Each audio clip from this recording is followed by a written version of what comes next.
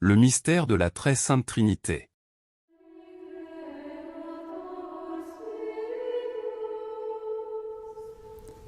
Nous, les hommes et les femmes, on a été créés à l'image du Verbe de Dieu fait homme, à l'image de Jésus.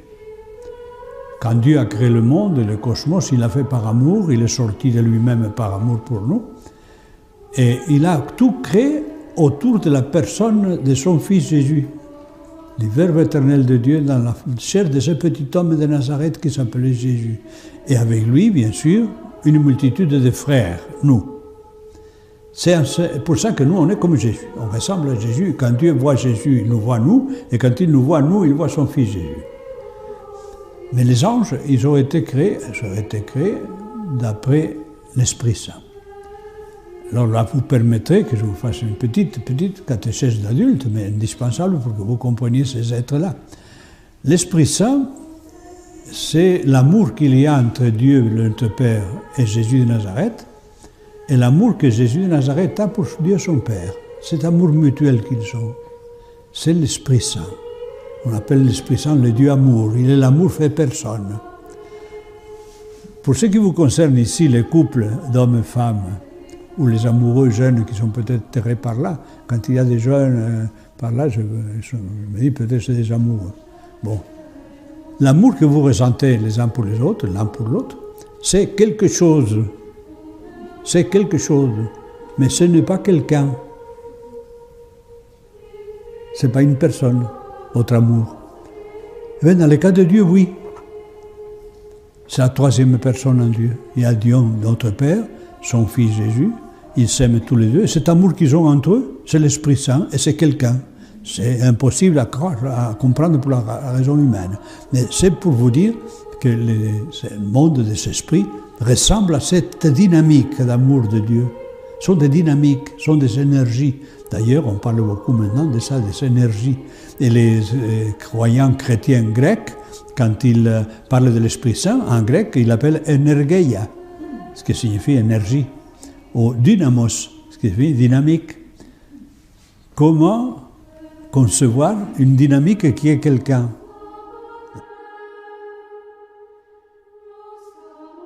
Gloire au Père, qui par sa puissance m'a tiré du néant, et créé à son image. Gloire au Fils, qui par sa sagesse et son amour m'a racheté et m'a sauvé. Gloire au Saint-Esprit, qui m'a sanctifié dans le baptême et qui, tous les jours, me sanctifie par les dons de sa miséricorde. Gloire aux trois adorables personnes de la très sainte Trinité.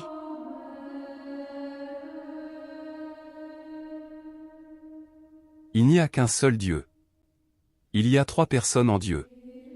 Ces trois personnes sont le Père, le Fils et le Saint-Esprit, et c'est ce que nous appelons la Sainte Trinité. Le Père est Dieu. Le Fils est Dieu. Le Saint-Esprit est Dieu. Ce sont trois personnes distinctes, qui ne sont pourtant qu'un seul Dieu. Elles ne sont qu'un seul Dieu, parce qu'elles n'ont qu'une seule et même nature, une seule et même divinité. Ces trois personnes divines ont toutes la même grandeur, la même sagesse et la même puissance. Le Père n'est pas plus ancien que le Fils et le Saint-Esprit. Ils sont tous trois d'une même éternité. Enfin, ils sont égaux en toutes choses, parce qu'ils ne sont qu'un seul Dieu. C'est Dieu qui est le créateur de l'univers, et c'est lui qui le conserve. Il nous a créés libres, et il veut que nous nous servions de notre liberté pour l'honorer en croyant ce qu'il nous dit, même si nous ne le comprenons pas, et en faisant ce qu'il nous commande, quoi qu'il puisse nous en coûter. Dieu nous a révélé des mystères, c'est-à-dire, des vérités obscures que notre raison bornée ne peut atteindre. Aussi incompréhensibles qu'ils soient, nous devons savoir en quoi ils consistent, et nous devons les croire sur l'infaillible parole de Dieu, la vérité même, qui ne peut nous tromper. Nous ne pouvons être sauvés si nous refusons de les croire. Quelque impénétrables que soient les mystères qui regardent Dieu, il est très raisonnable de les croire, puisque c'est sur la parole de Dieu, la souveraine vérité, qu'on les croit. Et il n'est pas étonnant qu'on ne puisse comprendre les mystères, Dieu étant par sa nature l'être infini, il est nécessairement incompréhensible. Le premier des mystères, qui a été presque inconnu avant la venue de Jésus-Christ, est le mystère de la très sainte Trinité. On entend par la très sainte Trinité un seul Dieu en trois personnes réellement distinctes, qui ont chacune la même divinité. nous ne concevons pas comment il n'y a qu'un seul Dieu en trois personnes distinctes, dont chacune est Dieu, c'est là un mystère, c'est-à-dire une vérité incompréhensible. Ne doit-il pas y avoir des vérités que l'esprit humain, qui est fini, ne peut concevoir dans la religion d'un Dieu qui est un être infini? Ce mystère, ainsi que les autres mystères, ne sont pas contre la raison, puisque la raison n'y voit aucune contradiction, mais ils sont au-dessus de la raison, c'est-à-dire hors de sa portée. On appelle Dieu le Père, la première personne qui connaît. On appelle Dieu le Fils, la connaissance parfaite, l'image substantielle que produit en lui-même celui qui se contemple, et c'est la seconde personne. On appelle Esprit Saint, l'amour infini et consubstantiel qui procède de la contemplation et de la connaissance, c'est la troisième personne. Il y a dans notre âme, qui est un esprit créé, trois choses que nous distinguons bien. La faculté de penser ou la mémoire. La faculté de juger ou l'entendement. La faculté de désirer, de se réjouir, d'aimer, ou la volonté. On ne doute pas que ce ne soit la même âme qui pense, qui juge et qui veut.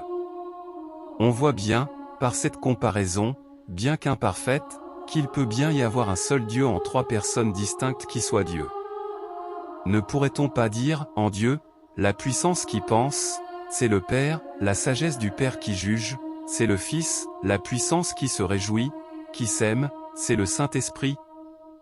Ne nous contentons pas de croire à la très sainte Trinité, animons encore notre foi sur ce qu'elle nous enseigne touchant ce mystère ineffable, et payons aux trois personnes divines le tribut de religion qui leur est dû, en les adorant avec le respect le plus profond.